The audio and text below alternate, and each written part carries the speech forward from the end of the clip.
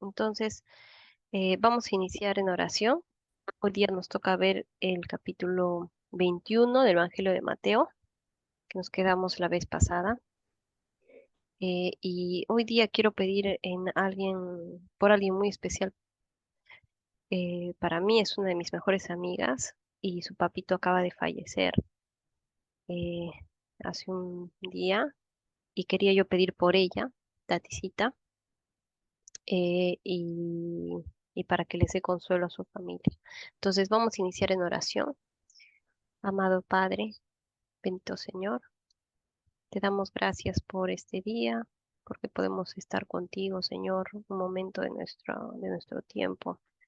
Te pido porque nosotros podamos en algún momento, siempre de nuestro andar diario, tener un momento contigo, aunque sea pequeño.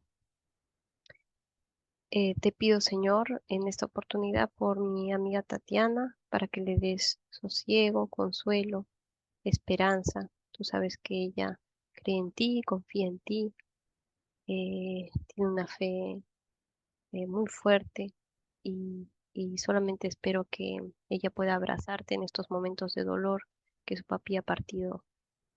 Señor mío, te pido que la abraces, que la cuides a ella, a su familia, a sus hermanos pequeños.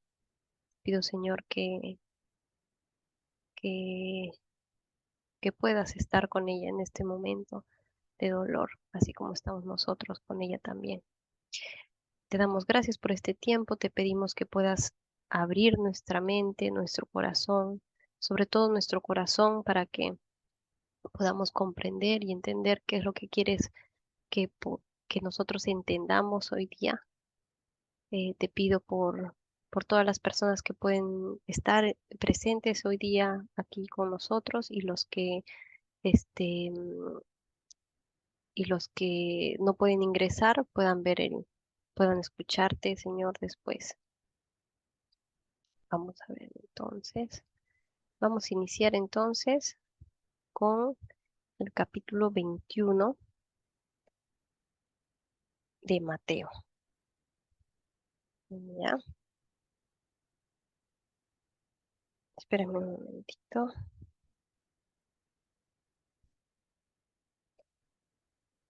Está un poquito lento mi internet hoy día, así es que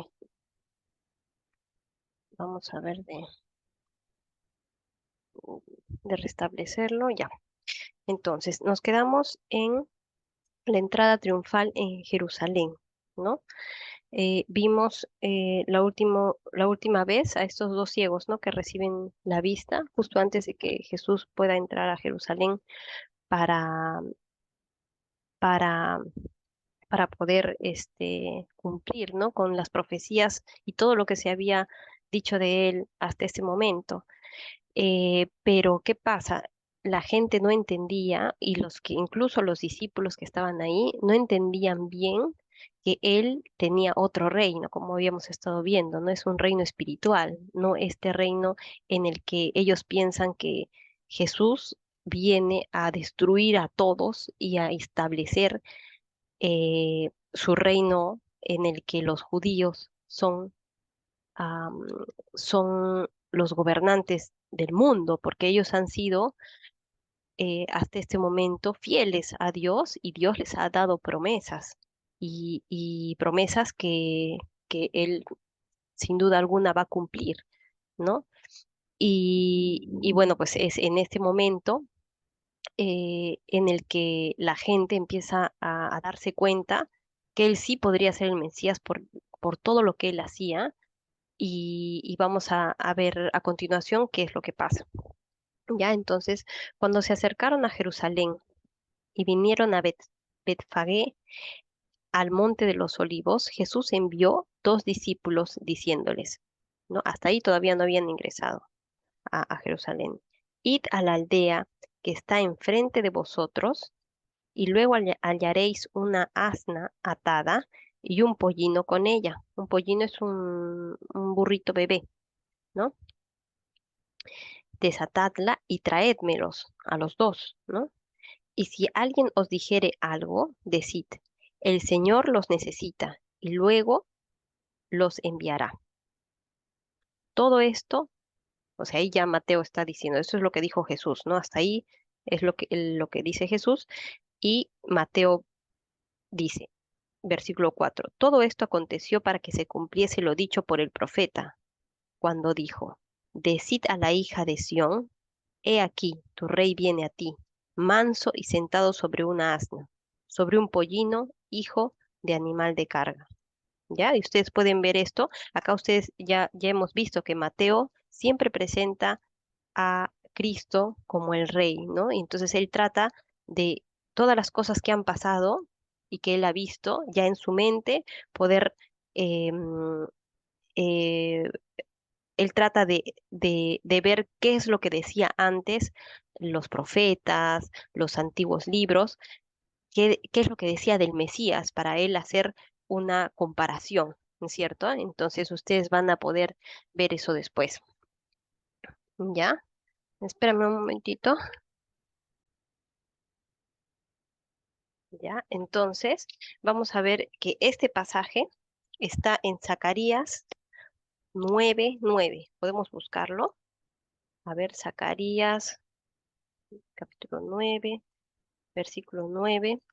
¿Qué dice? Ver, vamos a ver. Ya mira, dice 9. Alégrate mucho. Zacarías 9, capítulo 9, versículo 9.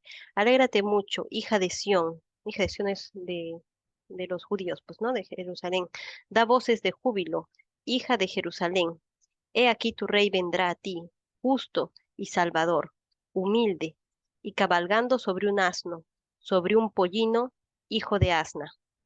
¿Ya? Entonces, acá ustedes se van a dar cuenta que Mateo siempre cuando dice todo esto se dijo para que se cumpliese lo dicho por el profeta y va a citar del Antiguo Testamento, pedazos de las profecías que se decían del Mesías que han sido cumplidas en Jesucristo, que son muchísimas, ¿ya? Entonces, y que según algunos estudiosos matemáticos, eh, mm, este, es imposible que se cumplan en una sola persona con tan perfecto orden, ¿no?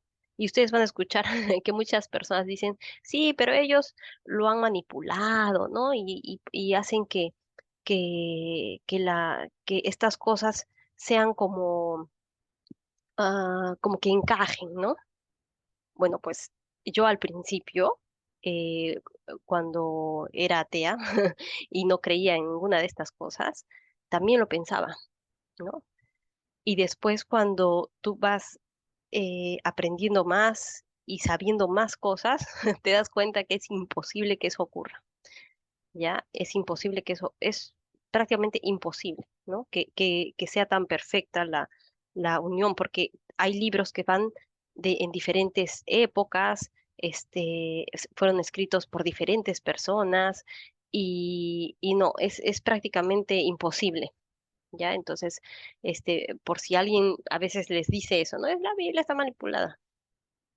No sé, pero yo después de que he visto y he leído y me he enterado bien, estoy segura que eso no es así, ¿ya? Entonces, eh, nos dice el versículo 6, y los discípulos fueron e hicieron como Jesús les mandó, y trajeron el asna y el pollino, y pusieron sobre ellos sus mantos, y él, el Señor, se sentó encima, y la multitud, que era muy numerosa, tendía sus mantos en el camino, y otros cortaban ramas de los árboles y las tendían en el camino, ¿no? Es lo que comúnmente nosotros celebramos como el Domingo de Ramos, ¿no? La entrada triunfal. Y la gente que iba delante y la que iba detrás aclamaba diciendo, Hosana, ¿no? Y esta palabra Hosana significa sálvanos ahora. Hosana al hijo de David, ¿no? Porque ya sabíamos que la promesa era que era un hijo de David el que venía, que era el Mesías, ¿no? Bendito el que viene en el nombre del Señor. Hosana en las alturas. sálvanos, ¿no? Ahora sí, que venga tu reino y destruya a todos estos romanos para que nosotros gobernemos, ¿no? Entonces se dan cuenta que la intención del corazón de estas personas está no en algo espiritual, sino en algo real, en algo tangible, en algo que ellos puedan experimentar en su carnalidad. Y no solamente estas personas que están haciendo esto con los mantos, ¿no? Sino también los discípulos. Hasta este momento hemos visto que ellos no entendían bien a qué se refería Jesús con que iba a morir, ¿no? No lo entendían bien hasta mucho tiempo después. Cuando entró él, versículo 10, cuando entró él en Jerusalén, toda la ciudad se conmovió diciendo, ¿quién es este? ¿No? Porque en Jerusalén habían judíos y no judíos, ¿no? ¿Quién es este? Y la gente decía, este es Jesús, el profeta, de Nazaret de Galilea, ¿no? Porque ya sabemos que también hay una profecía que dice que él sería llamado el Nazareno, ¿no? Entonces, hay muchos profetas que han hablado de la salvación, de esta palabra, sálvanos ahora, Hosana, ¿no? Eso lo pueden encontrar en Salmos, en el Salmo 118, si pueden leerlo, es como un clamor, ¿no? A esa salvación que Dios les va a dar y esa promesa, y bueno, pues Dios les da a Jesús, ¿ya? Y lo que quiero que quede claro acá es que todavía ellos no lo entendían, no entendían, querían un Mesías político, un líder que los salve de la opresión romana, ¿no? Entonces, aquí viene Jesús al templo de los judíos, donde ellos hacen sus sacrificios y todas estas cosas para poder limpiarse, ¿no? Y ya dijimos. Y entró Jesús en el templo, ¿no? De Dios y echó fuera a todos los que vendían y compraban en el templo y volcó las mesas de los cambistas y las sillas de los que vendían palomas y les dijo, escrito está, mi casa, casa de oración será llamada, mas vosotros la habéis hecho cueva de ladrones, ¿no? Entonces, eh, ustedes pueden buscar esta frase, ¿no? Cuando donde dice escrito está, eso está en Jeremías 7:11, ¿ya? Jeremías 7:11, ¿ya? No lo voy a buscar ahora, porque no, ya nos demoramos mucho y este capítulo es un poquito largo, pero lo pueden buscar después. Y esto que está haciendo Jesús en el templo es algo muy representativo. ¿Por qué? Porque supuestamente ese templo es el templo donde ellos están en comunión con Dios, ¿no? Y entonces, ¿qué pasa? En ese tiempo tú tenías que llevar lo mejor de tu ganado. Si es que eras un hombre rico, podrías llevar un cordero o un becerro, ¿no? Que no, si eras pobre, podías llevar una paloma, ¿no? Blanca, y así, ¿no? Era un animal que era puro, que no tenía mancha. Esa era la representación. Y los judíos han estado haciendo eso por muchísimo tiempo, desde Adán y Eva, ¿no? Haciendo este sacrificio constante, porque hablábamos el otro día que la paga del pecado es muerte.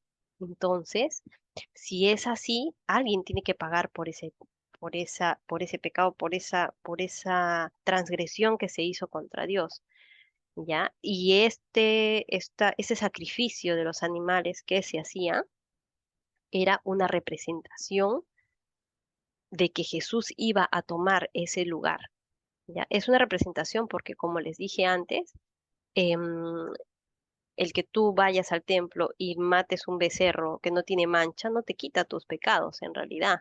Es solamente que Dios a veces nos tiene que hablar así como niños, ¿no? ¿Cuántas veces le dices a un niño que no toque algo para que no se haga daño? 20, 30 veces, ¿no? 50 veces, y a veces los niños pequeños no entienden. Entonces nuestra cabeza de humanos no entiende cómo es esto, ¿no? Entonces, Dios es igual, cuando pone los 10 mandamientos, lo que Él nos está tratando de decir es, ustedes no pueden cumplir esto, entiéndanlo. no pueden cumplir esto. Nos hace ver nuestra realidad, ¿no? La realidad de que no vamos a poder, no, o sea, cumplir completamente los mandamientos. ¿Y eso qué hace? Te hace necesitar un Salvador, ¿no? Y en este caso, este ejemplo que han hecho ellos todo el tiempo de sacrificios con animales es la representación para que nosotros nos demos cuenta de que va a venir alguien que va a morir por nuestra vida espiritual, por nuestros pecados, ¿no? Es una forma de Dios, de que Él tiene para poder hacer esto. Y, ¿Y qué pasa? Él llega y aún así no nos damos cuenta, ¿no? ¿Por qué? Porque en vez de guardar el templo como algo sagrado, ¿qué empezamos a hacer en nuestra humanidad? Por ejemplo, tú traías tu corderito y entonces alguien lo revisaba afuera y decía, ay, no, este cordero no se puede sacrificar porque, no sé, tiene una mancha, tiene el labio no sé qué, algo, le veían algo, ¿no? Entonces agarraban y decían, pucha, ¿y ahora qué hago, no? Tengo que hacer el sacrificio porque ahorita son las Pascuas y yo tengo que ofrecer algo. Mira, si quieres, puedes ir acá, hay corderos, palomas, todo lo que necesitas en el patio del templo, porque no están adentro. Ese es el patio del templo. Entonces ahí puedes ir. Entonces el que viene con su plata va y dice, bueno, pues mi cordero no es bueno, y esos animales están certificados, o sea, ya los obispos que están ahí ya han dicho que esos animales son, ¿no? Los que están correctos. Entonces, vas, compras tu animal. Ese animal no lo puedes comprar con esa plata que tú tienes, porque ellos necesitan una plata especial para hacer o sea, tienen una plata distinta. Entonces, por eso dice que las casas de cambio están ahí. Entonces, tú encima no puedes comprar con tu plata, tienes que ir a cambiar, pero no te van a cambiar al mismo precio, ¿no? Te van a cambiar cobrándote un poco más. Entonces, ¿qué se convirtió? Se convirtió en un mercado. Se convirtió en algo que no tenía nada que ver con el corazón de lo que ellos están haciendo, ¿no? Al final terminó siendo una cueva de ladrones, ¿no? Y a veces podemos ver eso en muchas iglesias, ¿no? Sí, te doy esto y da no sé, da compra una rosa de no sé cuántos o el agua de tal cosa de Jerusalén y esa te va a salvar, ¿no? Entonces, ¿qué es eso? Eso es una mentira, es una patraña, ¿no es cierto? O ya te voy a vender tu estampita de San no sé cuántos y ya con esto tienes dinero para siempre. ¿Qué es eso? O sea, hablemos claro, ¿no? ¿Qué es eso? Es esto lo que está diciendo. Su casa la han convertido en una cueva de ladrones, ¿no? Entonces, a eso va, ¿no? Y vinieron a él en el templo ciegos y cojos, y los sanó. Pero los principales sacerdotes y los escribas, viendo las maravillas que hacía, y miren, a los muchachos aclamando en el templo y diciendo, Hosana al hijo de David, se indignaron y le dijeron, ¿oyes lo que estos dicen? ¿No?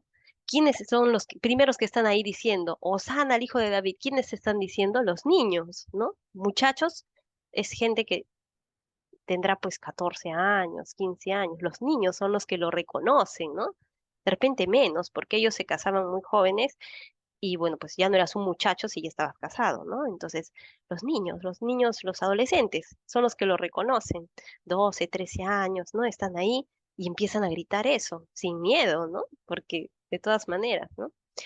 Y Jesús les dijo, sí, pues sí, ¿nunca leísteis de la boca de los niños y de los que maman perfeccionaste la alabanza? ¿No? Eso también es algo del Antiguo Testamento. Y dejándolos, salió fuera de la ciudad a Betania y posó allí. ¿No? Entonces, qué interesante, ¿no? Él va y entra, o sea, prácticamente ese templo era su casa y, y siempre yo intento, cuando leo esto, ponerme en el lugar humano de Jesús en el que agarra todo y lo destruye, ¿no? Y yo me imagino cómo se habrá podido sentir, ¿no? Para poder hacer eso, ¿no? En su humanidad. Y a veces nosotros, como les decía antes, pensamos que Dios y Jesús y todo esto es como alguien que siempre te va a aguantar todo, ¿no? Siempre va a, sí, ya, y lo vuelves a hacer, y lo vuelves a hacer, lo vuelves a hacer, sí, está, es su misericordia, pero Él llega a molestarse, ¿no? Y Él se molesta con algunas cosas. No pienses que no se molesta, no pienses que no le duele, ¿no? Si es que hay algo que tú estás haciendo mal, no es como que ya no le importa, tiene tantas cosas que hacer y tanto, no, Él se molesta y se enoja, ¿no? Y lo podemos ver acá, en su humanidad, ¿no? Y yo no me quiero imaginar cómo será enojado en su deidad. Entonces, y que seguramente lo va a hacer cuando sea el final de los tiempos, pues, ¿no? Él va a estar enojado en su deidad. Y, y bueno, pues siempre pienso en este pasaje como eso, ¿no? Después viene el versículo 18, donde hay una historia bien particular. Dice, por la mañana, volviendo a la ciudad, tuvo hambre. Jesús tuvo hambre, ¿no? Porque es un hombre también. Y viendo una higuera cerca del camino, vino a ella, y no halló nada en ella, sino hojas solamente, y le dijo, nunca más nazca de ti fruto. Y luego se secó la higuera, ¿no? Entonces, acá, ustedes siempre tienen, si leen esto, tú dices, ¿qué querrá decir eso? No tengo ni idea. Pero ustedes tienen que, ya hemos visto lo anterior y hay que agarrar todo el contexto de lo que está pasando, ¿no? Entonces, dice que él tuvo hambre, ¿no? Tuvo hambre y viendo una higuera cerca del camino vino a ella y no halló nada en ella sino hojas, ¿ya? Entonces, ustedes van a, los que trabajan en el campo, saben que las hojas en la higuera salen después del fruto. Entonces, si tú ves una higuera con hojas, lo más probable es que tenga fruto, ¿ya? Entonces, ¿qué pasa? Jesús ve las hojas, entonces es algo como, como como que tiene una apariencia de fruto, pero no es fruto. Entonces, ¿qué está haciendo? Está haciendo una analogía con los judíos, ¿no? Con el pueblo, porque parece bueno, incluso al entrar, parece que están haciendo bien, parece que sí lo reconocen como rey, parece que los que están gritando en el templo sí lo reconocen como ese rey, ¿no? Parece, pero no, ¿no? Y acá podemos ver que no había fruto en higuera sino hoja solamente, y dijo, nunca jamás nazca de ti fruto. Y luego se secó la higuera. Se seca, ¿cómo se seca? Desde la raíz. Y si se seca, ¿qué tienes que hacer? Arrancarla y echarla, ¿no? Entonces, y luego se secó la higuera. Viendo esto, los discípulos decían maravillados, ¿no? ¿Cómo? O sea, debe haber sido en ese momento, ¿no? Que se secó.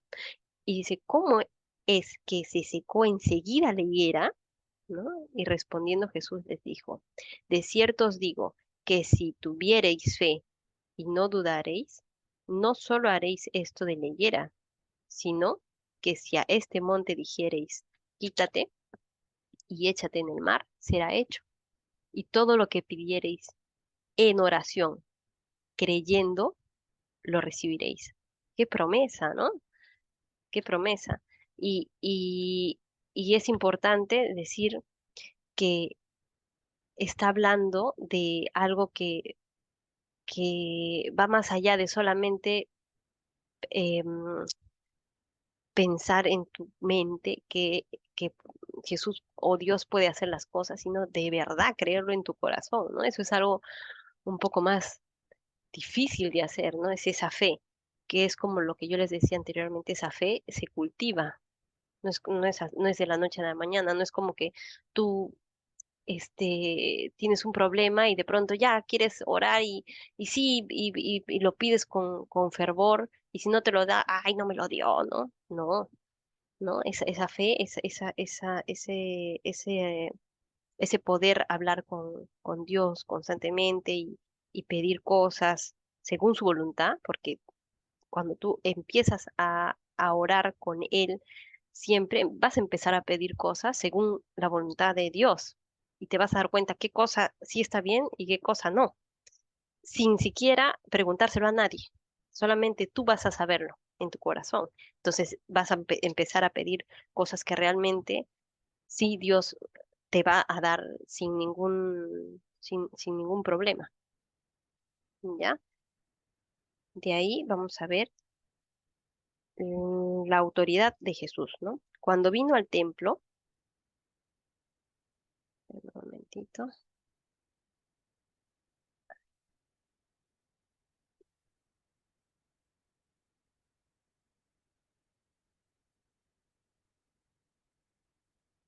regresar. Entonces, vamos con la autoridad de Jesús, ¿no? Versículo 23. Cuando vino al templo, los principales sacerdotes y los ancianos del pueblo se acercaron a él mientras enseñaba y le dijeron, ¿con qué autoridad haces estas cosas? ¿Y quién te dio esta autoridad? Entonces, respondiendo Jesús, les dijo, yo también os haré una pregunta, y si me la contestáis, también yo os diré con qué autoridad hago estas cosas.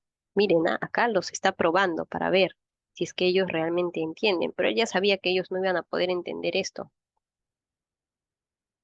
¿ya? Entonces, a ver, dice, el bautismo de Juan, es difícil esa pregunta. El bautismo de Juan, ¿de dónde era? ¿Del cielo o de los hombres? Entonces, ¿qué está probando aquí? Probando ahí? Está probando si es que ellos van a responder con su corazón realmente, o sea, espiritualmente, o si van a responder con su carnalidad, ¿no? ¿Por qué? Porque ellos entonces discutían entre sí diciendo, si decimos, ¿no? Que el bautismo de Juan es del cielo, nos dirá, ¿por qué pues no le creísteis? ¿No? Porque si lo dejaron que se lo llevaran a la cárcel, si ellos hubieran pensado que es real, ¿por qué no le creísteis? ¿Por qué no se arrepintieron realmente de sus pecados, ¿no? ¿Por qué pues no les creísteis?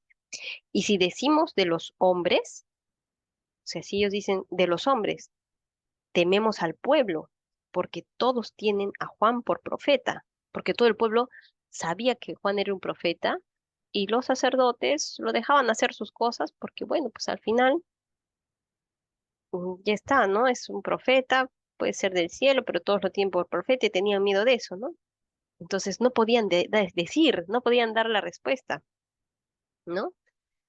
Y respondiendo a Jesús dijeron, no sabemos. Entonces, miren, Jesús les dice, y él también les dijo, tampoco yo os digo con qué autoridad hago estas cosas. Ah, no saben. Lo que pasa es que sí saben. Entonces, si no saben, yo tampoco les voy a decir, ¿no? Entonces se dan cuenta que Jesús y Dios no son unos tontos, ¿no? No quieres hacerlo, pues toma. No te digo tampoco. ¿Sí? Entonces necesitas humildad, ese corazón humilde para poder llegar hasta Dios. Si no, no vas a poder hacerlo, ¿no? Leí va a hacer dos parábolas más que son casi como lo de la higuera. Y se van a dar ustedes cuenta, va a ser una analogía entre los judíos y los gentiles. Los gentiles son los que no son judíos, pero creen en Cristo, o que vamos a creer en Cristo, o sea, su iglesia, ¿no? Los que formamos ahora parte de esa iglesia espiritual, ¿ya? Y dice, versículo 28, pero ¿qué os parece? Porque él les está hablando, ¿no? Un hombre tenía dos hijos, que acercándose al primero le dijo, Hijo, ve hoy a trabajar en mi viña. Respondiendo él, dijo, no quiero, pero después, arrepentido fue y acercándose al otro le dijo de la misma manera, o sea, los judíos, miren, y respondiendo él dijo, sí, señor, voy, y no fue, ¿no? ¿Cuál de los dos hizo la voluntad de su padre? Entonces, ¿qué quiere decir? Que tus acciones son las que te van a representar, ¿no? No tanto lo que tú hablas, sino tus acciones, lo que tú haces, ¿no? Dijeron ellos, el primero, el primero, porque a pesar de que dijo que no iba a ir, arrepentido, al final fue, ¿ya? Fue. Pero el que dijo, ay, sí, yo sí voy, sí, de todas maneras, yo estoy ahí, no fue, ¿no? Entonces, ¿de quién, el, ¿de quién es el fruto? ¿Quién hizo la obra? ¿Quién pudo hacer lo que la voluntad de su padre? Es el que, a pesar de que el primero dijo que no, lo hizo, ¿no? Y fue el primero. Entonces ellos le respondieron, el primero. Entonces Jesús les dijo, de cierto os digo, que los publicanos, miren esto, qué duro, ¿ah? Para los sacerdotes, ¿no? Que están ahí, para los escribas y los fariseos. De cierto os digo que los publicanos y las rameras van delante de vosotros al reino de Dios, porque vino a vosotros Juan en camino de justicia y no le creísteis, pero los publicanos y las rameras le creyeron, y vosotros, viendo esto, no os arrepentisteis después para creerle. Qué duro, ¿no?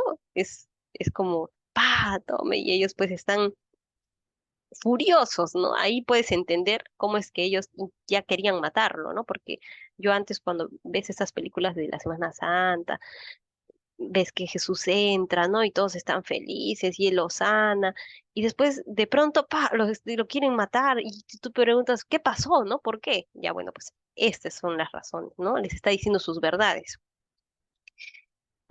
El siguiente versículo es versículo 33. Oíd otra parábola. Otra. Miren, hubo un hombre, padre de familia, el cual plantó una viña, la cercó de vallado, o sea, la cercó con estos cercos que son así como cerco vivo que le dicen, ¿no? Con unas ramas, ¿no? Cavó en ella un lagar, o sea, un laguito. Edificó una torre y la arrendó a unos labradores y se fue lejos. La arrendó, ¿ya? O sea, la arrendó, que la dejó para que ellos la trabajaran. Pero ellos tienen que darle su parte, tienen que darle parte del fruto de esa tierra, ¿no? Así era antes. Tú arrendabas y siempre recibías un poco de ese fruto. Entonces acaban de darse cuenta, estos labradores a los que él ha arrendado son los judíos, ¿no? Son los judíos, ahora vamos a ver en la historia, pero para que más o menos se den cuenta cuando yo lo lea. Y le arrendó a unos labradores y se fue lejos. Y cuando se acercó el tiempo de los frutos, envió sus siervos a los labradores para que recibieran sus frutos. ¿Quiénes son esos siervos que manda? Los profetas, ¿no? Porque ellos son los que van y les dicen al pueblo qué cosas están haciendo mal, ¿no? Mas los labradores, tomando a los siervos, a uno golpearon, a otro mataron y a otro apedrearon. Y así ha sido, siempre. A los profetas los han matado, los han apedreado, muchas cosas feas han pasado por esto, ¿no? Porque ellos hablaban la verdad y decían lo que Dios les había dicho, y el pueblo judío, a veces se ha arrepentido, ¿no? En su mayoría de veces, pero antes de que llegue ese momento, casi siempre a estos profetas los han apedreado, les han hecho pasar la vida de cuadritos, bueno. Envió de nuevo otros siervos, versículo 36, más que los primeros, e hicieron con ellos de la misma manera, como Juan el Bautista, por ejemplo, ¿no? Que lo envió y al final lo decapitaron. Y finalmente les envió a su hijo diciendo, ¿no? ¿Quién es el hijo de este padre de familia? Jesús. Tendrán respeto a mi hijo. Mas los labradores, cuando vieron al hijo, dijeron entre sí, este es el heredero, venid, matémosle y apoderémonos de su heredad. Y tomándole, le echaron fuera de la viña y le mataron. Cuando venga, pues, el señor de la viña, ¿qué hará a aquellos labradores? Le dijeron, a los malos destruirá sin misericordia y arrendará su viña a otros labradores que le paguen el fruto a su tiempo, ¿no? Entonces, ¿qué tal? Él les va a quitar esa viña que les ha dado y se las va a dar a otros labradores. ¿Quiénes son esos otros labradores? Nosotros, ¿no? Los pecadores que, o sea, los gentiles, ¿no? Los gentiles, los que de repente en el tiempo no somos judíos, no hemos creído en nuestras generaciones, pero ahora que lo entendemos, lo creemos y somos una nueva iglesia y a nosotros nos va a dar esas tierras que les había dado a ellos, ¿no? Le dijeron, a los malos destruirá sin misericordia y arrendará su viña a otros labradores, que le paguen el fruto a su tiempo. Jesús les dijo, ¿nunca leísteis en las Escrituras la piedra que desecharon los edificadores ha venido a ser cabeza del ángulo? Está hablando del mismo, ¿no? Porque esa piedra que ellos están desechando va a ser la cabeza de la iglesia, de esta nueva iglesia espiritual, ¿no? Es Cristo, Cristo mismo. El Señor ha hecho esto y es cosa maravillosa a nuestros ojos. El Señor ha hecho esto y es cosa maravillosa a nuestros ojos. Por tanto os digo que el reino de Dios será quitado de vosotros y será dado a gente que produzca los frutos de él.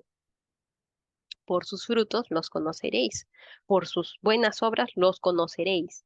Pero no dice que serán salvos por sus obras. Ya que quede claro eso, porque ya vimos anteriormente que nadie en este mundo es tan bueno para salvarse por sí mismo. Solamente Cristo en la cruz y con su sacrificio puede hacer eso. Pero tú cuando recibes ese regalo, puedes agradecerle a través de tus frutos. La gente va a poder ver tus acciones y entonces ahí saber que tú eres de Cristo o que no eres, ¿no? Y si de repente tú piensas que crees, pero no tienes acciones que representen eso, bueno, pues tienes que ponerte a pensar si realmente eres un cristiano o no, ¿no? Entonces, porque el demonio, el diablo, él te va a hacer creer que eres bueno, te va a hacer creer hasta el final que no pasa nada. Pero nosotros, que lo sabemos, tenemos que estar alertas constantemente a esto, porque mucha gente va a ir, como les decía antes, ¿no? Van a la iglesia tranquilos, se sientan, escuchan, están perfectos, no entienden nada de lo que estamos haciendo, ¿no? No entendieron nada, solamente están ahí por tradición. Y la tradición es una puerta muy grande al infierno, por así decirlo, ¿no? Porque es una puerta muy grande y muy fácil de tener, de tender al engaño. Esto de la cueva de ladrones y del templo que hay mercadería y cosas afuera, lo vemos. ¿Cuántas veces no nos han dado a nosotros cosas, ¿no? Que un ramito santificado y lo pones en tu casa y lo ves, ¿no? Y al final hay fruto ahí en una casa que tiene ese ramo y no realmente entiende y hace las cosas de Dios, o eres solamente esa higuera que tiene hojas, ¿no? Entonces hay que ponernos a cuestionar eso, porque puede ser que nada, sea muy tarde cuando ya nos demos cuenta, para nosotros y para nuestros seres queridos, ¿no? Dice el versículo 44, y el que cayere sobre esta piedra será quebrantado, y sobre quien ella cayere le desmenuzará, ¿ya? Y oyendo sus parábolas, los principales sacerdotes y los fariseos entendieron que hablaba de ellos. Miren, ellos entendieron lo que él le estaba diciendo, ¿ah? Pero al buscar cómo echarle mano, ¿no? Entonces estuvieron tan enojados por eso, pero al buscar cómo agarrarlo y ya detenerlo, temían al pueblo, porque éste le tenía por profeta, o sea, como a Juan, ¿no? El pueblo sabía, se daba cuenta. Imagínense, ellos son los más doctos, los más leídos, ¿no? Pero el pueblo que a veces en ese tiempo pues, es el ignorante, ¿no? ellos son los que lo pueden ver y estos que son los más estudiosos y cosas, ellos no lo pueden ver. O sea, o lo ven y no quieren hacer nada porque tienen más que perder, ¿no? Entonces tratemos de no ser los que tengamos más que perder, ¿no?